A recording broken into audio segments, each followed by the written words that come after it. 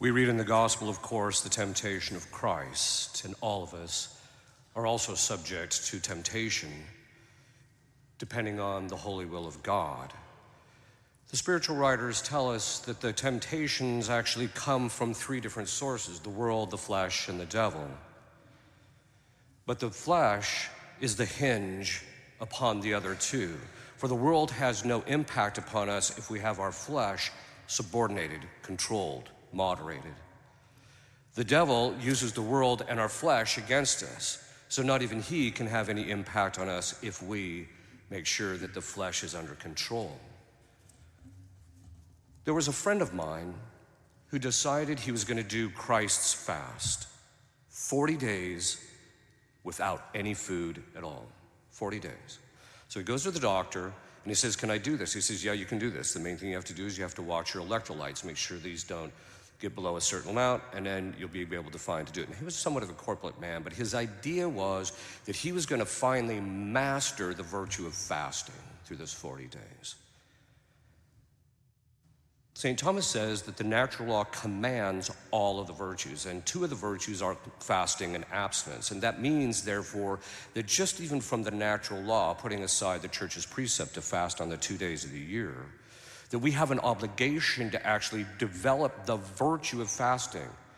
And a virtue is a habit, which is done by repeated action. So we have to keep doing it over and over and over again in order to get to the point where we actually have mastered this. Now, the goal of fasting, which is what this friend of mine wanted, was to be able to get to the point where he could get to the point where he could, when it came to food, he could take it or leave it. That it didn't have this control over him, because he was a pretty sizable guy. He went the 40 days, lost 56 pounds in the process, actually went 41 and a half days. And then afterwards, they always say that for every 2 days that you fast, you have to go a day where you slowly ramp up because your digestive system isn't quite used to it. But instead, what he did is he started eating a little bit and he says, "Hey, I feel pretty good." And the next thing you know, he eats an entire pizza plus a half a chicken. Which tells you what? He didn't really master the fasting. Because what does fasting give us? It gives us a detachment from the food.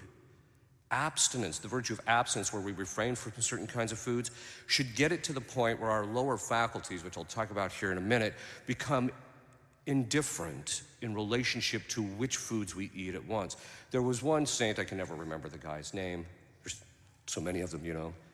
But anyway, he actually had gotten to the point where he wasn't even paying any attention to what his brothers would feed him. And they would feed him stuff that was just like no one else would ever eat. And they were shocked that there was no difference in the change in his expression when he ate the good food or the bad food. As I mentioned, the natural law commands all the virtues.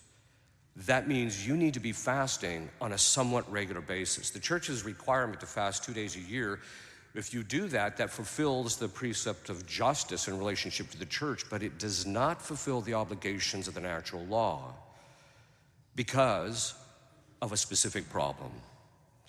We as human beings, after the fall, were stuck with 4 wounds from original sin.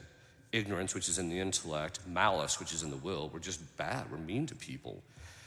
Weakness, which is in the flesh. So those first 2 are actually in the spiritual faculties, the intellect and will. But these other 2, the weakness is in what's called the irascible appetite. That's the one which engages things that are painful and difficult and hard to do on a physical level.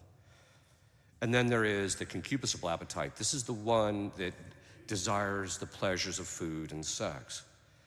And so in order to get that thing to the point where are those lower faculties, because after Eve ate the fruit and then Adam did the same thing, now we're all stuck with these lower appetites and emotions being out of control. How do we get them into control? Ultimately, through virtue. So as I gain the virtue of fortitude, my irascible appetite becomes more even-keeled. It can engage in things that are painful and difficult, and there's no retreat in relationship to them. It'll engage it. This is what mortification is ultimately about. And fasting and mortification relate to fortitude. But they also relate to the concupiscible appetite, which is this desire for the pleasures of food, for example. Let's just use that one. So why is it that the guy went 40 days and he really came out the other end not having built any virtue of temperance, really? And it boils down to a fundamental problem that every single one of us suffer from. And it has to do with the detachment from the thing to which the mortification pertains. What does that mean? It means that if you are going to gain perfect abstinence and you're going to gain perfect fasting to get this concupiscible appetite under control to where it doesn't control or dominate you, you have to get it to the point where it is indifferent in relationship to food. That's basically, we call it detachment. It's a perfection. And so that you can either take something or leave it. Most of the time when people fast, they're thinking to themselves, okay, I'm gonna fast 6 days a week, which is what I do as an exorcist, but 6 days a week, they're thinking to themselves, Sunday, there's breakfast in the morning. So on Monday, they're thinking of the breakfast on Sunday. That lack of detachment reduces the voluntariness of it. What does it mean? It means that I'm not fully engaging my will and willing to really give this thing up. So that, what's the goal with fasting? To get to the point where I eat based purely on what reason says I should eat, not till I eat until I feel good or whatever. Or that I walk up to the food and the next thing you know, I can't even think clearly and I'm just shoveling food onto my plate. It's that reason controls it. So it reduces the voluntariness. What does that actually mean? It means that my will is not fully really engaged in breaking the concupiscence, which is this disorder in the lower faculties or the weakness in my irascible appetite, but this concupiscence. I'm not really trying to detach from the food. We call it external compliance. Every parent has seen this over and over again in their kids. What do we mean? How many of you have actually seen your child when you say, hey, go mow the lawn? And they go mow the lawn. But in order to develop the virtue of obedience within the will, they have to willingly and promptly desire to do your will. That's not what's happening here. They're good at the external compliance and and doing what you tell them to do, but they're not actually building the virtue of obedience where it makes it easy and they desire quickly and promptly to do your will. It's the same thing in relationship to concupiscence. Most of us never conquer concupiscence. Most of us never conquer weakness. And how do we know that? Well, there's this thing called antecedent appetite. And basically what it is it's when our emotions arise prior to or contrary to what we think or want.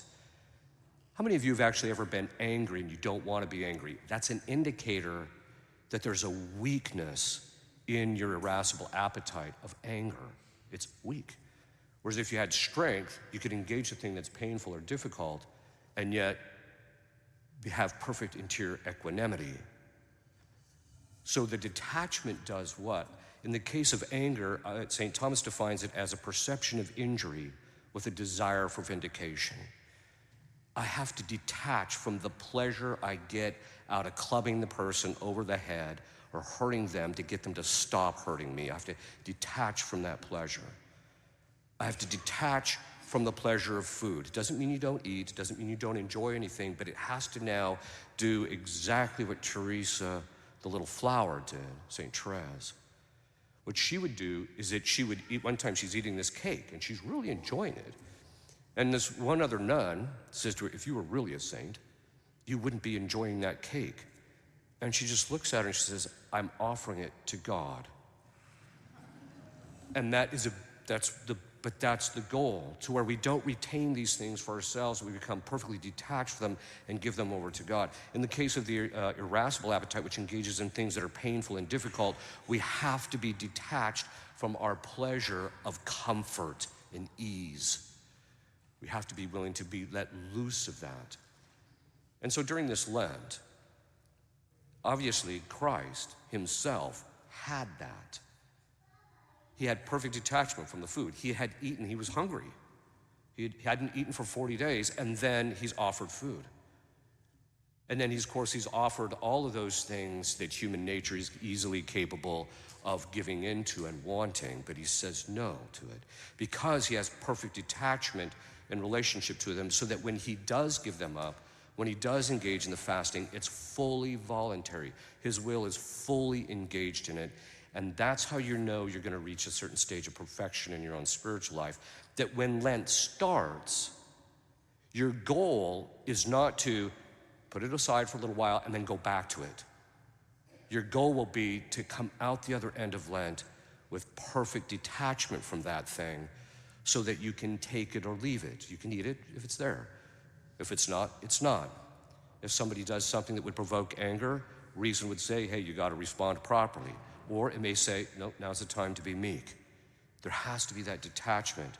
But that means that you ultimately are going to have to take a serious look at your interior life and say, why aren't I perfect? You're not perfect because of your attachments.